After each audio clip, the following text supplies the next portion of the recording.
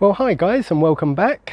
Sorry I've been away so long. I've had a few personal things I've had to deal with, but now I'm back at least for a week or two, and believe it or not, it's British summertime for about a week, and during that time we'll see if we can knock a few videos out for you. Now, before we get started, if you're new to this channel, or even if you're not, just a reminder, I am not a professional mechanic, and some may well say I haven't got a clue what I'm talking about, but all the same, I put these videos together. These are things that I do to my own cars. I haven't really had any problems with the jobs that I've done, and hopefully you'll pick up a tip or two from it.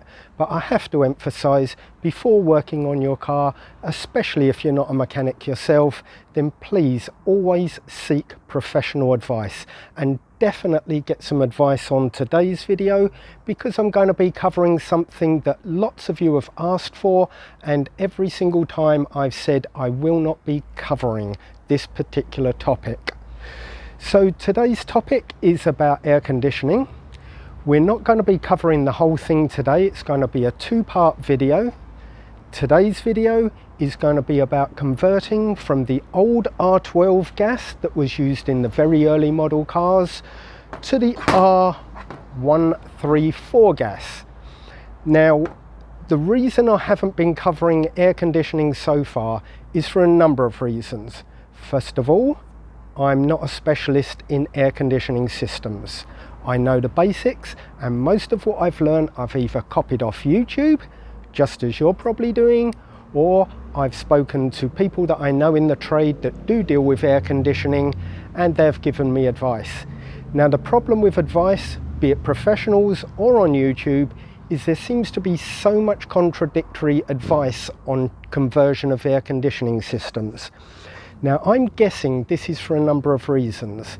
Now, in the early days, of course, everyone was going by the book, and the book was saying that the pump isn't strong enough, and the rubber is the wrong type of rubber, and this is wrong and that's wrong, and it was going to cost more to convert to R134 than the car is worth. As time's gone on, people have experimented more and more and more, and the latest I'm being told by some people in the trade is that there's only a couple of parts that actually need to be replaced, and they're very cheap to do. So, other reasons I've not covered air conditioning so far. First one is legal reasons. In many countries it is illegal to open up the refrigerant system and expose the gas to the air because it's bad for the ozone. However, most of these cars now have leaked all the gas out anyway, and therefore there's nothing to be lost into the atmosphere other than what's already lost. Second one, environmental reasons. Like I've said, the old R12 gas can be very damaging to the ozone. Not much of it's still around, so less of a problem now. Next one is the complexity of the system. If you don't understand the system, fault finding can be a problem. And finally is the amount of equipment that you need to do the job if you're going to be doing anything major to the air conditioning system other than the basics. So the sort of things you're going to need, and what's really going to cost you some money. First of all, you need a way to evacuate the old gas and recover it. Most people, like I say, either don't worry about it and they let it go into the atmosphere, or the car's already lost all the gas, which is why you're going to be refilling it anyway. Then you're going to need a vacuum pump. Not a cheap piece of equipment, but they're reasonably cheap if you're going to be doing a lot of cars. You're going to need a set of gauges and hoses. That's a bit more money. You're going to need a set of scales to weigh the gas. Everything is done by weight. And finally, you're going to need a bottle of refrigerant gas. Again, not very cheap. Regassing of cars is now quite a cheap thing to have done at your local auto parts. So I would strongly recommend that if you are purely looking to have the gas replaced, just let someone else do it and save yourself a lot of time and money. However, chances are, if you have lost the gas out of your system, there is a reason. It doesn't just disappear or evaporate from within the system. It has leaked out somewhere. that means you've got a fault, and faults can be very, very expensive for a mechanic to trace, especially if they're not familiar with this car and how to dismantle it. And these are the things that I'm going to be covering with you. Not faulty components, but the main cause of leaking gas, which is the O-rings that have perished over time and gas has leaked out. So today's video is going to be about converting from R12 to R134, and then in the next video we'll cover all of the O-rings throughout the whole car and how to get to them and how to replace them. Now, before doing anything yourself, I'd recommend that you go along to your local refrigerant company and ask them to take all of the gas out of the system, ready for you to do any work on it. This way you're going to save a lot of money on getting them to convert the pieces round. So that's pretty much those bits and pieces covered. What we're going to do now is just clear the bench, and we'll pull up all the tools and bits and pieces you're going to be needing to complete this simple conversion job. So in today's video we're just going to be changing three basic components. We're going to change the high pressure valve, the low pressure valve, and the dryer unit. Now all this one does is just takes moisture out of the system, nothing special about it. These two will convert the old type of valves to the new type of valves, ready for R134 gas to be fitted. You're going to need just a few basic tools to do the job. A decent wrench, a nice little hooking tool, nothing too special. We're going to need a 3/8 drive wrench with an extension bar may well be helpful, and a 10mm socket, and also a little swivel, if you've got one, may make the job a little easier.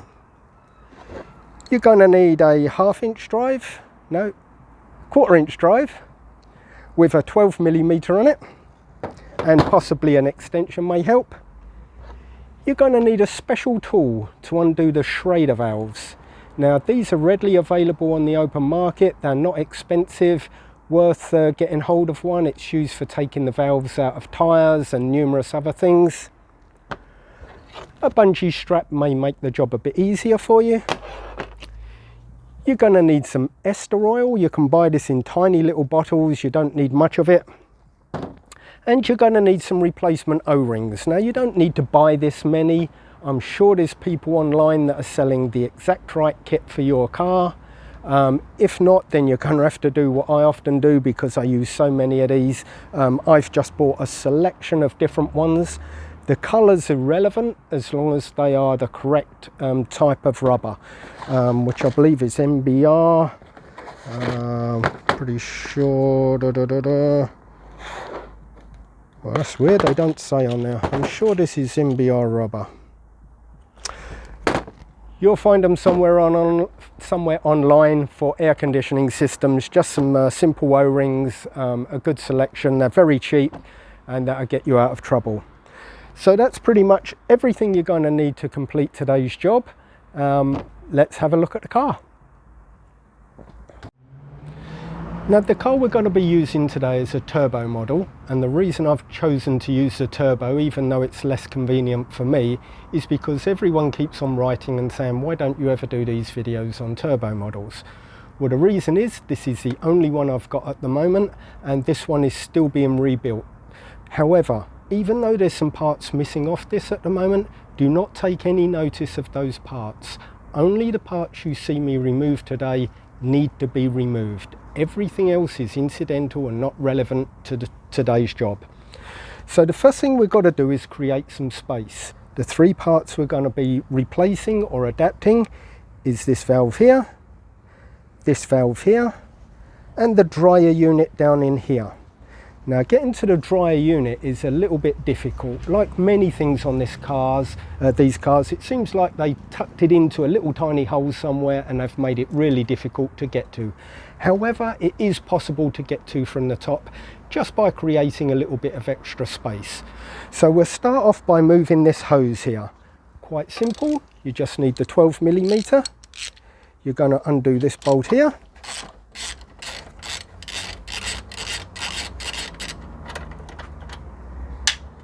you're going to remove this nut here.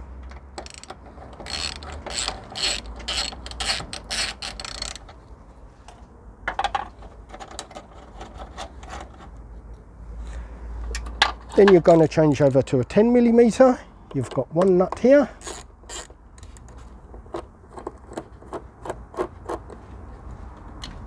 And then you've got one more over here.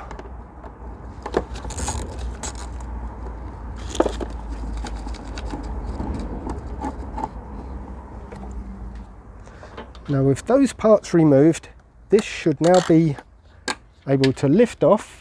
Because it is rubber at one end and the other end and aluminum in the middle, it allows us to flex it and move it to wherever we want to without any damage.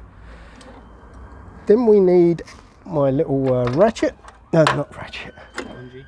My bungee, thank you.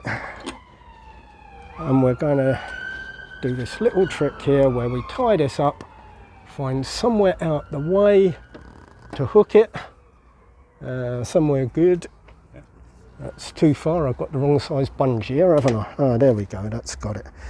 So that gives us a little bit more working area here. It's quite a tight area, so the more we can gain, the better. Now, these hoses here have just got air in them, so they easily compress, flex, bend out the way to do what we want to do. Now, next thing we need to do is you've got this wire here, wire and plug. Push in the clip, and lift off the plug and tuck that right out of the way so it doesn't bother you anymore. Then we need our 10mm wrench again. I presume you've already drained this system? Yeah, the system's already been drained. There's nothing in it at all because this car's been rebuilt and it's still empty. We're going to take out the 2 bolts. Now the pipe itself will stay fairly rigid in there, otherwise I wouldn't have done those first.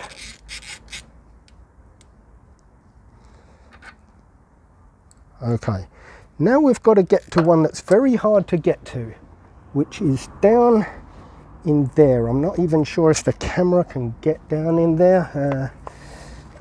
That bolt there.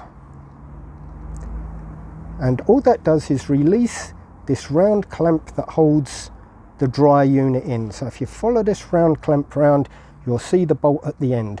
And for this, you may find that the swivel neck makes the job a bit easier.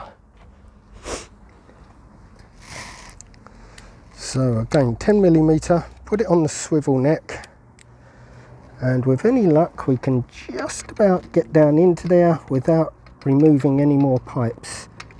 And I know this is definitely possible, and I'm afraid I will be getting in the way of the camera a bit here because it is a very, very tight working area. And I don't ever have enough hands. Come on. Got a hand? A third hand? Yeah, I just need someone to compress that hose. That's, oh no, missed. Hold on. There you go. Hold on. Yep. Now you don't need to take this bolt out, just loosen it like half a dozen turns until the dry unit moves. Now also these pipes here make things a little bit tight, but there's just enough flex in them. If you work them off, 1, 2, there's just about enough gap to wriggle that out.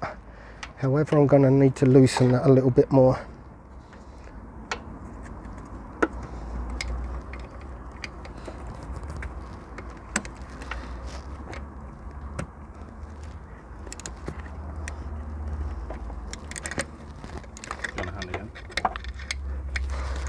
I don't know why I don't get my own hands down there now. I'm trying to allow the camera to get in there. Yeah, it's not going to happen. Yeah.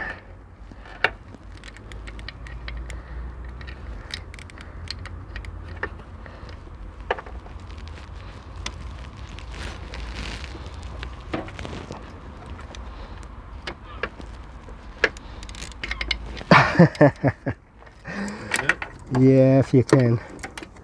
Hold that hose out the way. Can you see where you're going? Hold on. There we go. There you go.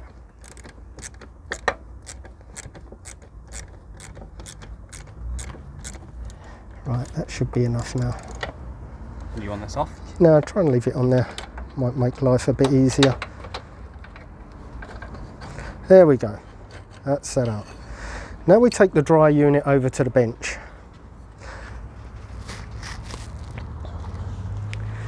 Now, when you get your new one, unfortunately I don't have a brand new one here.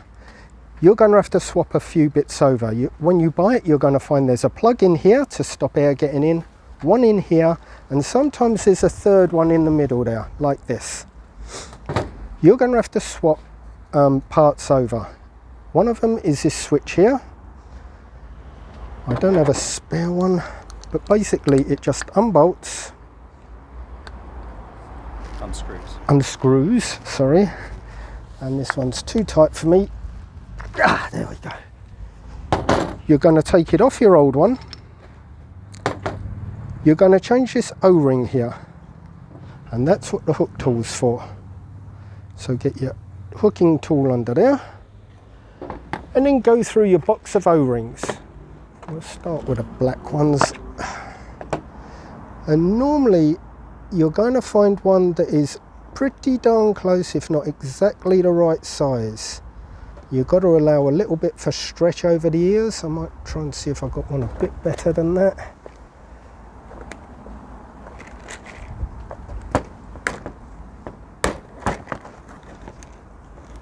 What have we got here?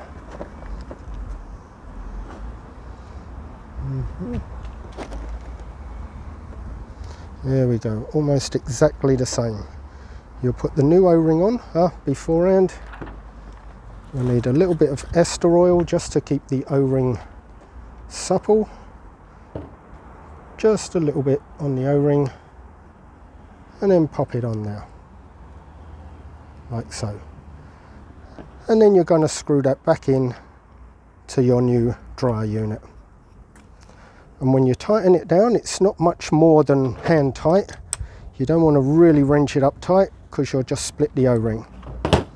That's the same dryer unit. It is, because I didn't plan ahead enough, so I didn't get a new one. So we're literally reusing the old one just for this video, assuming you would buy a brand new one for the job you're doing. So let's stick this back on.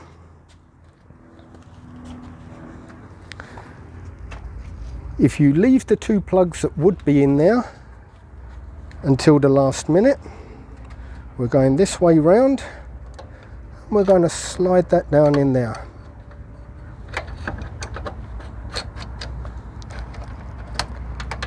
Like so. Now I'm not going to tighten that up just yet. We're going to put it approximately in position, because now we've got on the underside of here, and I'll just get one to show you, hopefully.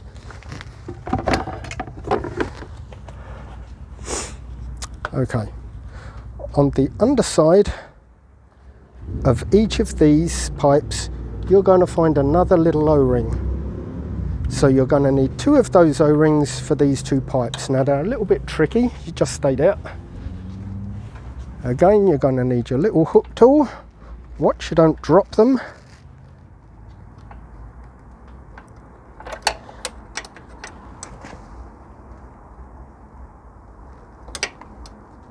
There's one. And that one was split, so I'm guessing that this system had some problems.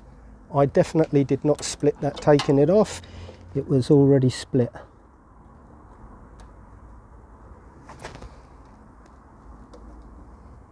It's a little bit of a finicky job, but you can get in there. Just remember to be careful not to bend the aluminium lines. Yeah, this one actually has got a clip broken. There is a certain amount of flex in the hoses, so you should be okay. It's only a small amount, but it's enough to do the job if you're careful. So we'll take those over to the bench and see if we can find some replacements.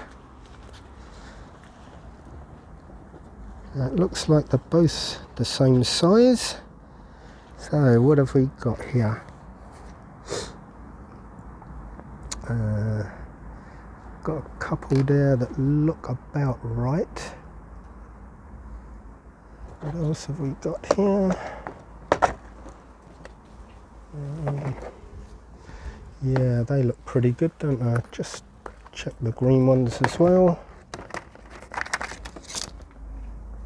Some have different thicknesses and that sort of thing.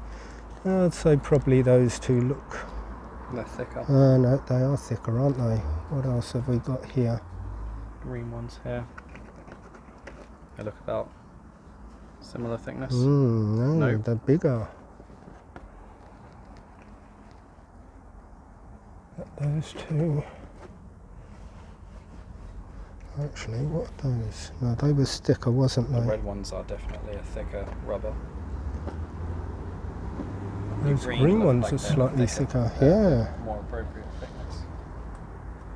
In that case, we might be on these little black ones. They look a little thicker as well. Oh, that's not good. However, it doesn't really matter that much if they're very slightly thicker because they will compress down. It's only a seal that we need. So I'm going to go for these two, I think.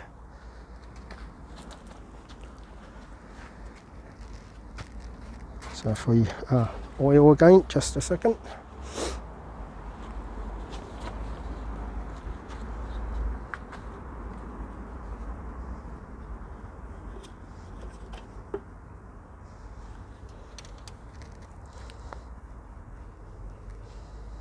That's one. That went on quite nicely actually.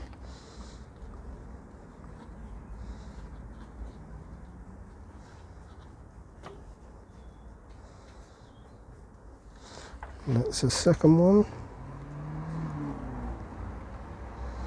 Like so. I'll put this out of the way before I knock it over.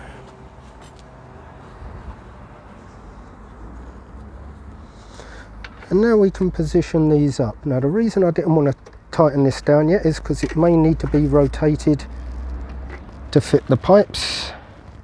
There's the first one.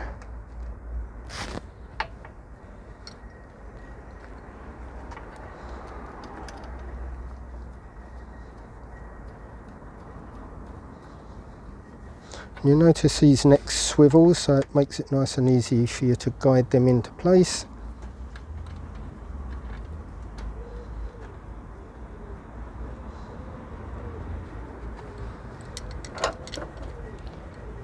And we need that socket piece, don't we? Let's see if I can...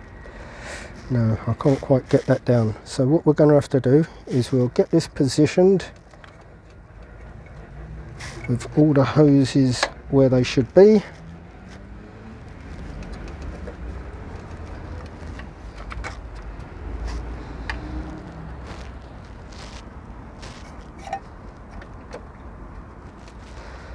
And once that's all lined up, we can then hopefully do this up.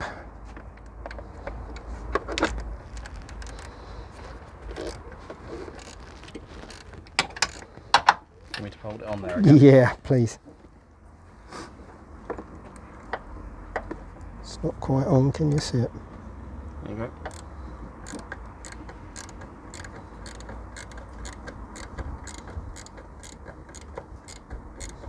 This one might be a job that's easier to have an additional hand, I think. I think definitely. Okay, if we can get that off. Now we can screw these down.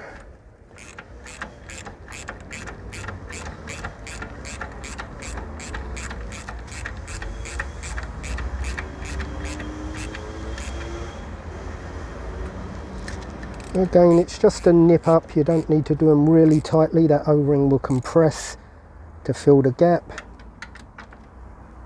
That's good. That's that part of the job done. Now we can bring this back down. Forgot the plug, thank you Toby. Plug that back in.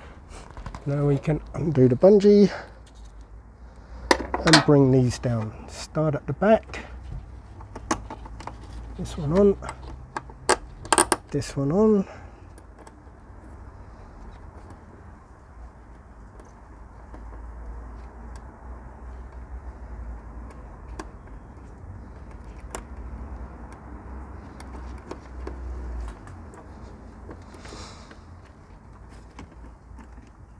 Now this job is the same regardless, oh dear, regardless of whether it's turbo or non-turbo. I'll just have to come back to that. I want to drop the nuts.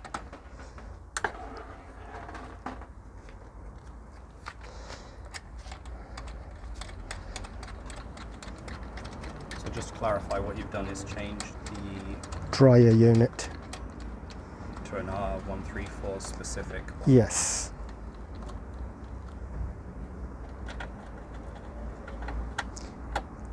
The other reason you would do it is because if there's been a leak on the system, which presumably there has been, that's why you're regassing it, then air would have got into the system. This would have absorbed all the air, but it won't have any capacity to take more. So you put in a fresh one to make sure that the system remains dry. You should not get water or air in your system. Now I'm just going to grab that nut that dropped through, hopefully onto the floor, and then I'll come back to you for the next part.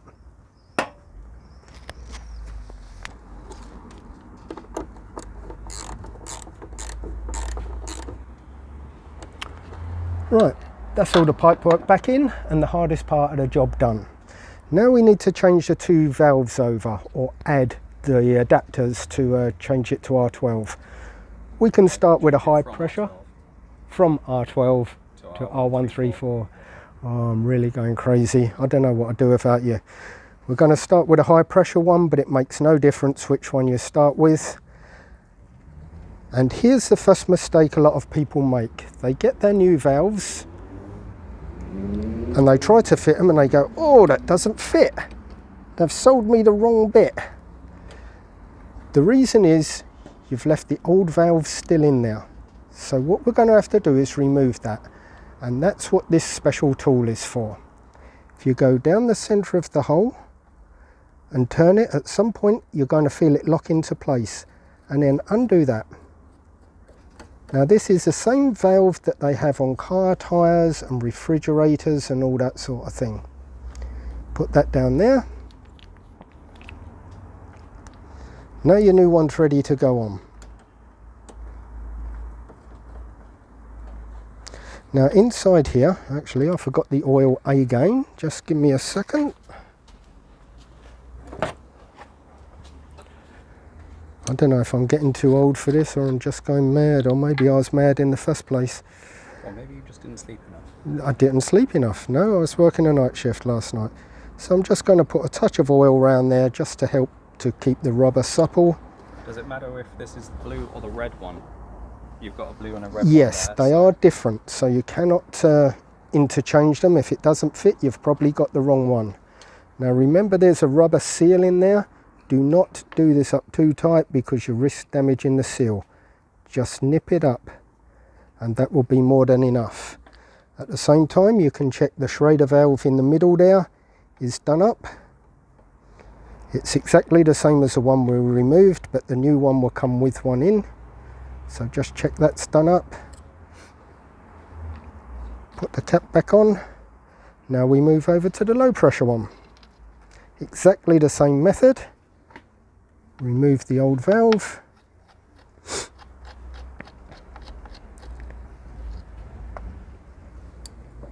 Oil. New adapter. Some oil, thank you.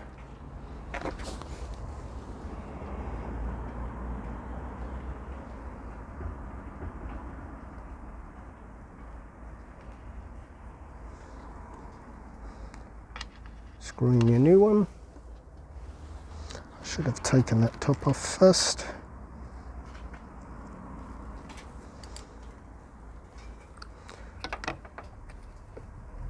Winch it up. Check the Schrader valve is done up. Just loosen it off and then retighten it. And then put the cover back on. Job done. Now of course, if you had gone to your local auto parts and asked them to do this job, that's probably not far off an hour's labour. If you're a dealer, you're not going to have all the parts immediately to hand, so you're going to have to run around and do a bit of extra work. If you're not familiar with the car, there's some additional time there in learning what you need to do. But that's a nice simple job. You can do it at home. I've just been informed by my son, who is qualified to do this job, that if I had done this ordinarily without him here, I would have been breaking the law in the UK, because effectively I would have been releasing some gas, but the gas had already been removed from the system anyway. So that's it, a quick conversion from R12 to R134. I hope this is of some use to you. For you professionals out there, if you're watching this, I hope I got it right, and that there's no real problems there as far as you're concerned. In part 2 of this video, we'll go around the rest of the car. I'll show you where all the other O-rings are within the air conditioning system. We'll replace all of those. That's another job you can do yourself, and that will save you an obscene amount of money, because some of those O-rings are hidden in hard to get places. They involve removal of a lot of components from the car and hours of work. That is going to save you a fortune if you can do it yourself, and just pay someone to regas it once the job's finished. So that's it for this video. I hope you've enjoyed it. If you enjoy these videos that I'm doing, don't forget to click on the, what is it you click on? The thumbs up, the bell. Hit subscribe. Yeah, hit subscribe. You'll get automatic updates every time there's a new video. I try to do one every week, but as I say, I've been off with some problems of my own recently. I'm going to try to catch up as soon as I can, but I also ask you to be forgiving. These videos take a lot of prep time. A number of you comment on how detailed they are. They're only detailed because I spend hours preparing everything, checking all the tools are the right tools, that I've got all the parts, or in this case, not all of the parts to complete the job. But I do my best to do as good a job as I can for you and make it a very much DIY video for the man at home who is not a professional mechanic. So thanks for watching, and I'll see you in the next video.